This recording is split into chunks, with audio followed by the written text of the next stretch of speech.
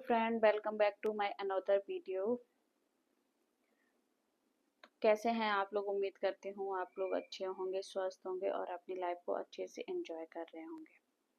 तो काफ़ी टाइम से मैं इस चैनल पर एक्टिव नहीं थी, लगभग 5-6 महीने हो गए हैं और काफ़ी कुछ चल रहा था मेरी लाइफ में। बाकी इंस्टाग्राम शॉर्ट्स वगैरह पे मैं वीडियो डालती थी। तो अभी टाइम हो रहा है 11:21 और मुझे नींद नहीं आ रही थी, तो मैंने कहा चलो एक वीडियो बनाया जाए। और नींद क्यों नहीं आ रही थी? क्योंकि मेरा मई में हुआ था, एक्सीडेंट हो गया था और मैंने लास्ट वीडियो मार्च या फरवरी में डाला था। तब से मैंने कोई वीडियो नहीं डाला था। उसके बाद मेरे प्रेगनेंसी का चल रहा था, तो उसमें काफ़ी प्रॉब्लम थी, तो उस वजह से मैं कोई ब्लॉग या वीडियो नहीं बना रही थी। फिर उसके बाद मई में मेरा एक्सीडेंट हो गया था। तो एक्सीडेंट में ना मेरा ये जो हाथ है, ये ह्यूमरस बोन, वो फ्रैक्चर हो गया था। तो यहाँ से और यहाँ तक रॉड पड़ी है हाथ में, तो इस वजह से मैं कोई काम नहीं कर पाती थी। तो मेरी सर्जरी को 2 से ढाई महीने हो गए और मेरी मम्मी आई हुई हैं हेल्प के लिए मेरी। उस बाकी सर्जरी के टाइम पे मेरे ससुराल से सब लोग आए थे। उसके बाद मैं डिस्चार्ज होके आई, वो चली गई। ननद रुकी थी, वो भी मम्मी आई, तो उसके बाद वो चली गई थी। तो जब से मम्मी मेरी हेल्प कर रही हैं। तो मिसकैरेज भी हो गया था एक्सीडेंट में ही, तो मेरा वो भी डीएनसी हुआ था। तो उस वजह से मुझे अभी मतलब रेस्ट की वो ज़रूरत थी, तो मम्मी हेल्प के लिए रुकी हुई थी। अब धीरे धीरे मेरा ये हाथ भी सही हो रहा है। यहाँ से मतलब ये अभी मतलब इतना जा नहीं रहा।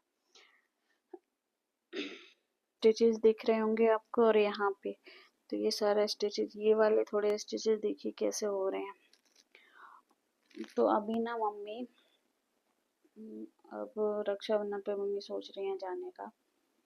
और घर पे भी बहुत दिन से बंद पड़ा है घर पे, क्योंकि पापा के जाने के बाद मम्मी पापा रहते थे घर पे। भाभी कानपुर में रहती हैं, भैया आर्मी में है, तो भैया बाहर हैं। और आते जाते रहते थे पापा कानपुर, लेकिन वैसे वो गांव है हमारा, चाचा चाची भी हैं और मम्मी पापा दोनों लोग गांव में रहते थे।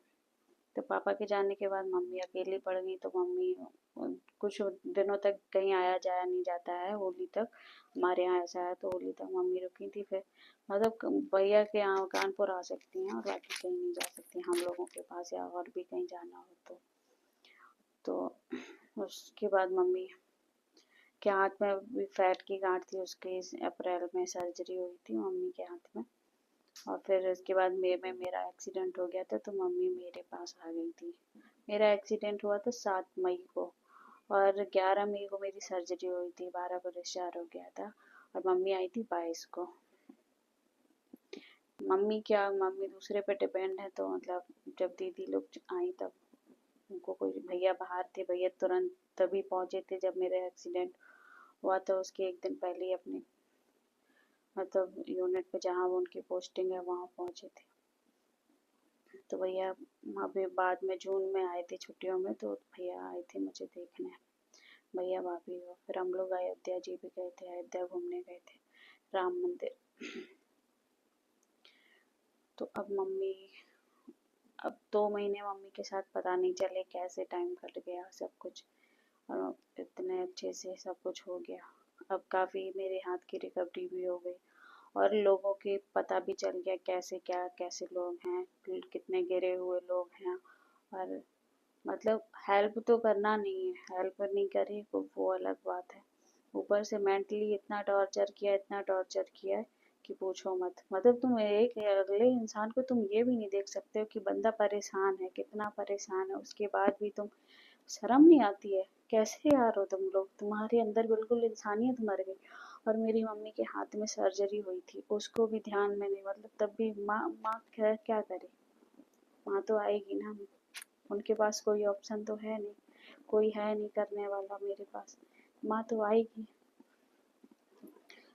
लेकिन इतने गिरे हुए लोग मैंने इंसानियत नहीं देखी कि जब जब मुझे ज़रूरत पड़ी ये लोग आए नहीं है। ये लोग नहीं आए कभी, मतलब मौका लगा तो ये लोग कभी मेरी हेल्प के लिए नहीं चाहिए। बच्चे का उस टाइम हाथ में फ्रैक्चर हुआ तब नहीं कोई आया, और मैंने सब कुछ अकेले मैनेज किया।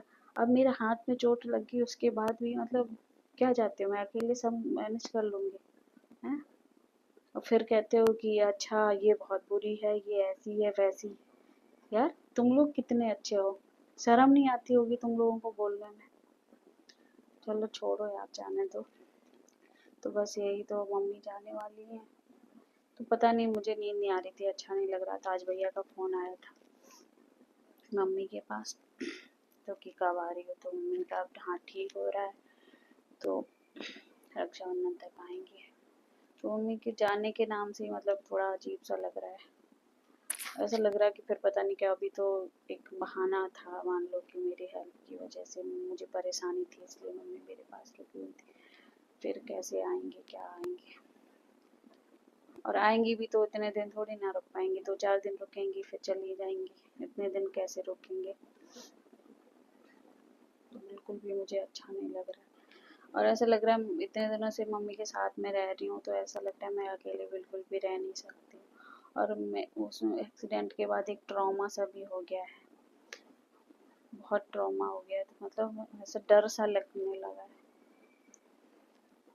चलिए काफ़ी बातें हो गई, रात भी बहुत हो गई है। मिलते हैं अगले वीडियो में, तब तक के लिए बाय बाय।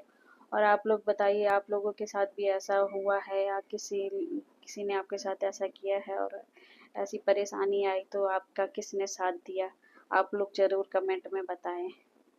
और अगर मेरा वीडियो पसंद आए तो लाइक शेयर एंड सब्सक्राइब ज़रूर करें। Bye bye.